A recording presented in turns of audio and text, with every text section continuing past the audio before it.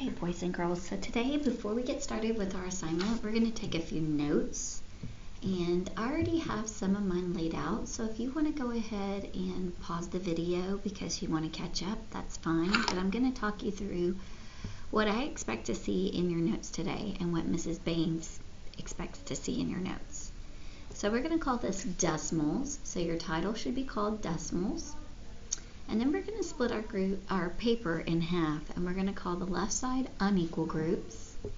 And remember, anytime we have unequal groups, our only choices are adding or subtracting. So addition or subtraction are the only things that we can do when we have unequal groups. On the right hand side, we're going to title this equal groups. And whenever we have equal groups, our choices are multiplication or division. So if I've gone a little fast and you need to catch up, what I expect you to do is pause the video and write these pieces down.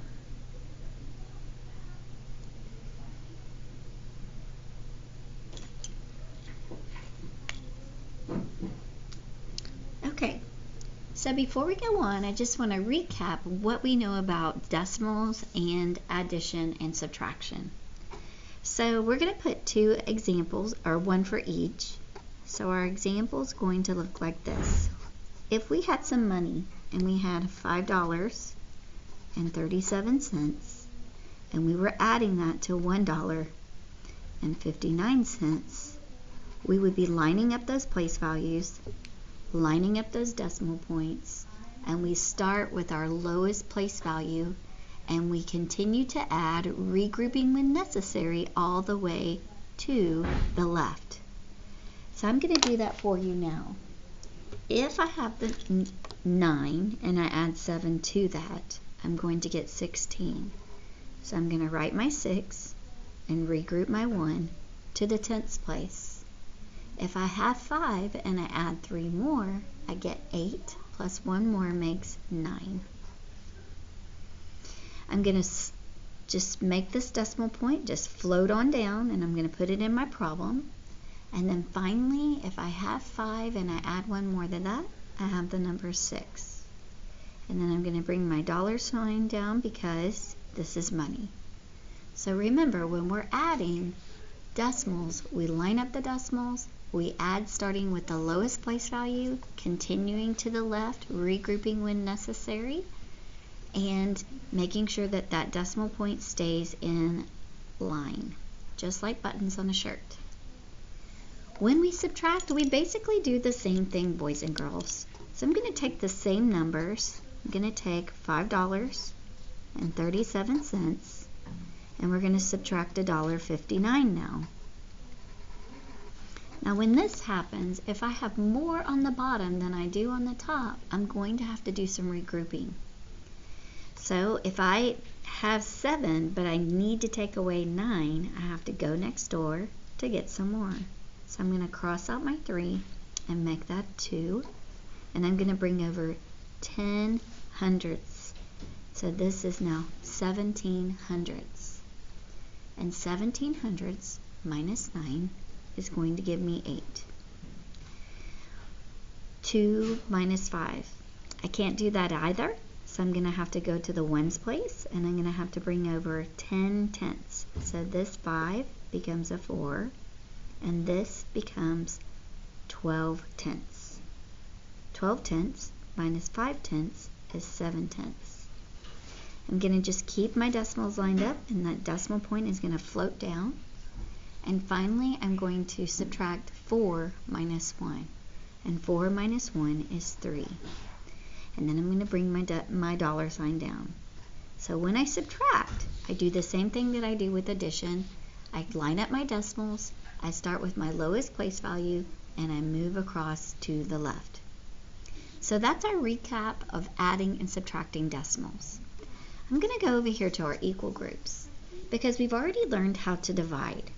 And I'm going to put this problem in our notes. 1 divided by 5. This was part of your warm-up last week, and I had a lot of boys and girls not know what to do. So I'm going to recap that right now. Basically, whenever you see 1 divided by 5, I want you to think about the fraction form of this. The fraction form is 1 divided by 5. Remember, the fraction bar means divide. And when we set this up, if we build a little house, it's 1 divided by, this little house means divide, by the whole number 5. And when I try to do that, I can't. I don't have enough when that number is just a single digit. But I can add a decimal to the end, because technically all numbers have a decimal, and I can put a 0 placeholder.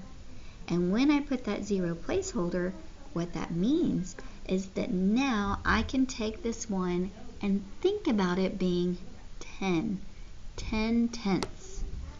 So whenever we divide, one thing we want to remember is that we pop that decimal into place, and then we ignore the decimal and we divide like normal. How many groups of 5 are in the number 10? That's right, 2. Now that 2 needs to go right on top of the number that we're dividing by. We were dividing by 10, so the 2 goes above the number 10. If we were dividing by 1, it would go above the 1. But remember, we said there's not enough for us to get 5 groups. So we have to put that number 2 above the number 10, and then we multiply 2 groups of 5, which is 10, and 10 minus 10 is 0. Okay, so there's our division recap. So when we divide, if we need to put a decimal, we put it in, we add a 0, and we always pop up the decimal. I see some boys and girls trying to put the decimal in their work as they've solved, and I'd advise you not to do that. That is not what we are doing. That is going to cause a lot of confusion moving forward. Pop the decimal up and make sure that you keep up with your place value. Recapping last week of multiplication with decimals, here are some things you want to remember. We always want to relate that back to whole number multiplication. For instance, if I had 2 times 5 and I wanted to find that number, what I do know is that 2 groups of 5 is 10. And then we look at our powers of 10, 1 power of 10, and all numbers have a decimal at that back or at the end. And we bump that decimal place over 1 place value based on the powers of 10 we see here. So 1 power of 10 in our factors relates to 1 power of 10 in our product. Let's try that again. Let's try an even bigger number. Maybe one that looks like this. $1.67 times 13. Whenever we multiply, one thing that we want to do is we want to ignore that decimal point until the end. Just like we did here. We basically ignored that decimal point and related it to whole numbers, and then we put that decimal point at the end. Today you're going to have that opportunity to practice. So let's walk through this problem so we are all on the same page about what the expectation is when solving. So if I ignore that decimal point, I'll see this as 167 times 13. And I always start with my ones placed first. 3 times 7 is 21. So I write my 1 and I carry my 2 to the next place value. 3 times 6 is next, and 3 times 6 is 18, plus 2 more gives me the value 20. I record my 0, but carry my 2. 3 times 1 is 3, plus 2 more gives me 5. So the partial product that I have right now is 501. I'm going to cross out the 2, cross out the 2, cross out the 3, because I'm done with it. I'm going to put my 0 down, and then I'm going to multiply by the value of 1. Actually, this is 10. So we're going to think about 1 times 7, which is 7, 1 times 6, which is 6, and 1 times 1, which is 1. Now that I have my other partial product, I can take the two partial products and add them together.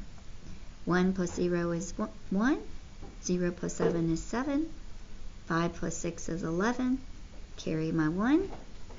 And 1 plus 1 is 2. Now you might be thinking to yourself, where is the decimal? This is where the decimal comes into play. We count the powers of 10 in our factors. Tenths, hundredths. We bump the decimal point from the end over the number of places that we counted. Tenths, hundredths. And we put that decimal point there. So really, this number is not 171. It is 21 and 71 hundredths. Today you're going to have the opportunity to practice multiplying with decimals. You'll need to work in Schoology.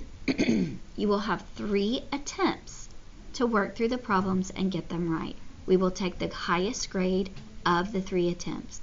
Make sure that you show your work in your notebook. So, go ahead and turn the page.